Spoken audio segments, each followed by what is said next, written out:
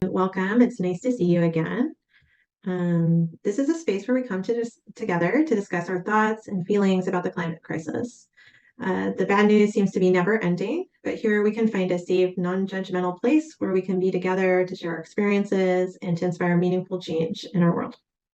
So this is a closed group, so everyone here is familiar with the rules.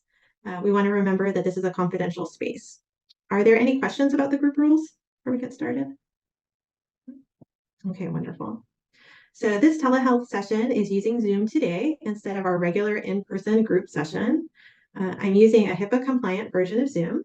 So we're thankful to still be able to be together, but being online does have some special considerations that I want to mention. I ask that each participant be in a private space. It can be distracting to see other people walking around in the back room. Did I say background? Background. And I know that we are all committed to our group rules that require confidentiality. So it's also important that I know where everyone is while we are conducting group therapy. So please use the private DM feature in Zoom to send me your name and your present location. Right, thank you. Okay, so today we're going to be using a new digital tool. So Magma is a collaborative web-based art platform that allows our group to work together remotely. So I chose it because there's no account needed and access is free.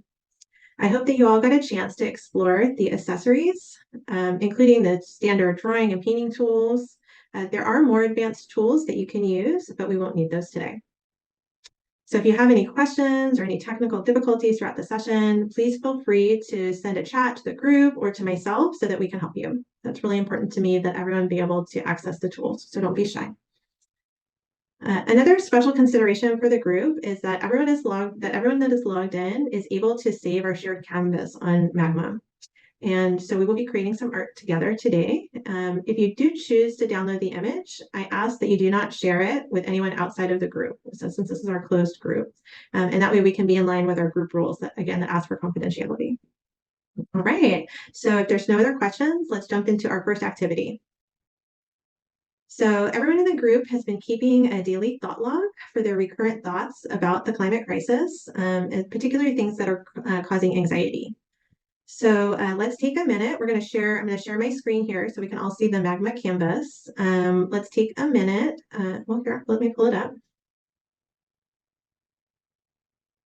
All right, can everybody see that? Okay, so let's take a minute to add some of our thoughts to our Magma canvas. So I picked a beautiful landscape photo to be our container for all of the anxious thoughts that you've been having. Let's get those thoughts out of your heads and give them to nature to hold for us for a while. And let me know when you're all done. You can give me the thumbs up in the Zoom box. All right, or in real life too. Thank you.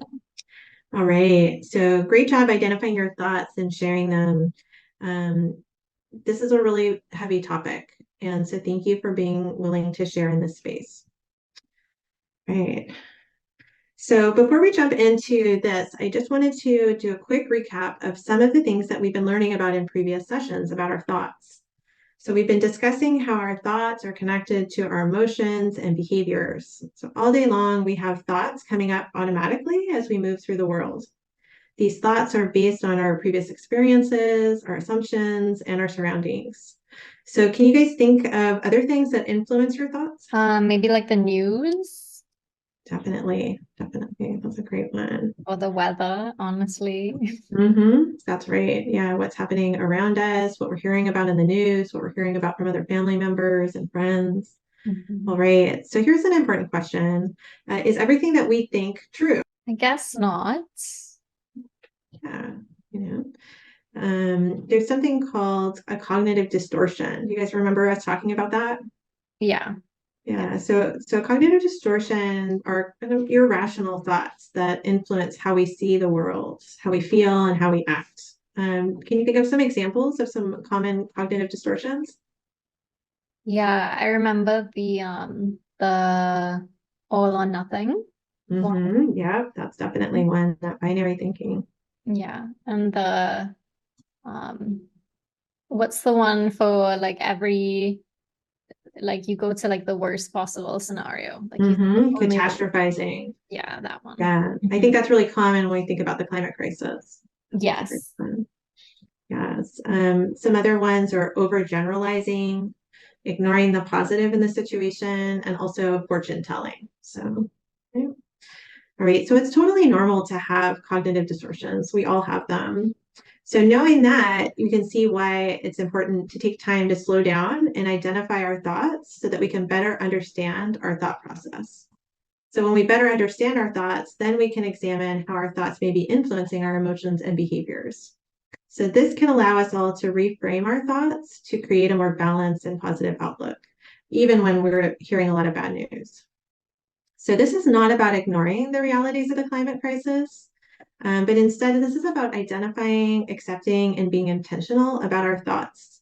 This is a real powerful way for us to take meaningful action towards saving our planet. And like now reflecting on that, when you look back at your thoughts, like tell me what you think.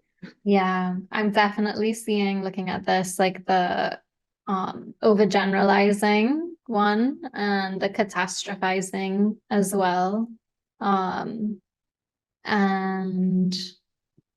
yeah, I'm just thinking like it's actually like really funny to see like this beautiful picture and the like these really dark, thoughts. That's right. Look at all that life in there, but it says we're all gonna die.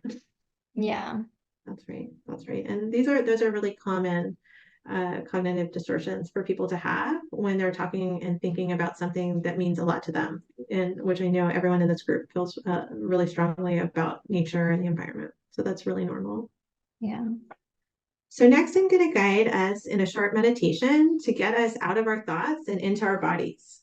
So doing this will allow us to connect with the creativity that is needed to find solutions to the climate crisis. All right. Everybody ready? Yeah. All right. Okay, so you can close your eyes if you feel comfortable or just soften your gaze.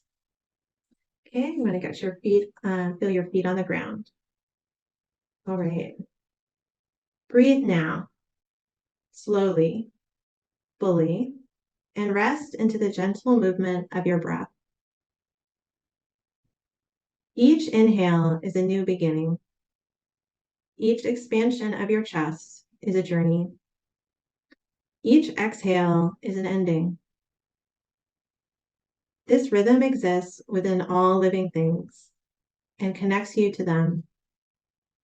You are the sun, the moon, the soil, the grass, the birds, and the clouds. Let your body connect with the ground below you and feel the energy of life.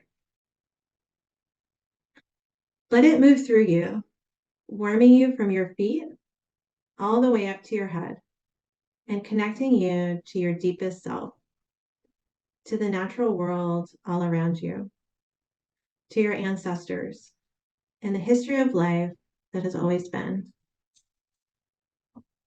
Feel your connection to the sacred web of life. It glows inside you. It is all around you. It holds you. It dances to your heartbeat, whispering that you are never alone. You are loved. You are loved. Feel the worries melt away. The anxieties fade as everything becomes clear. This is the creative space where our imagination knows no bounds. Here is where we will find the answers we need to take care of ourselves and the world around us.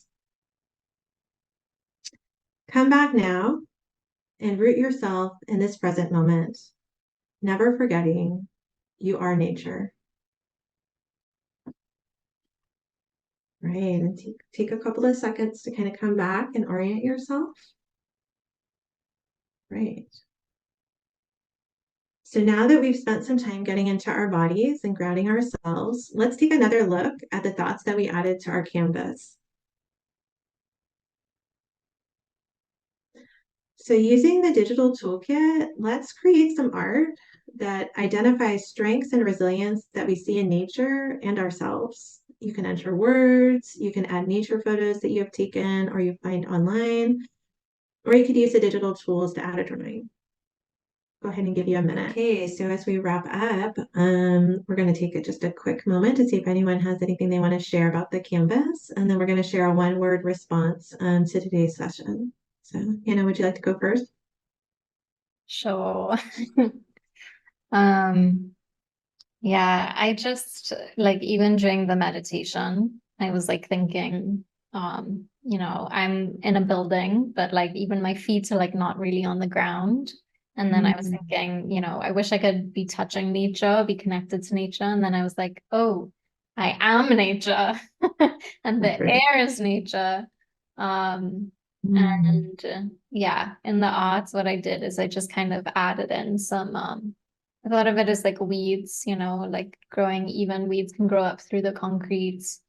And like I still see like the words, like there's the feeling of like there's nothing that I could do and we're all gonna die. But somehow it's kind of just like, nature has survived for so long.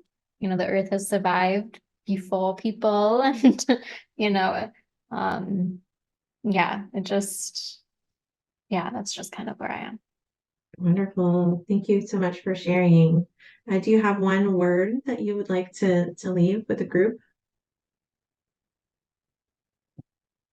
Cautiously hopeful. I like that. Wonderful. I was actually thinking of hope myself. So that's great. Well, thank you, everyone. We'll see you again next week.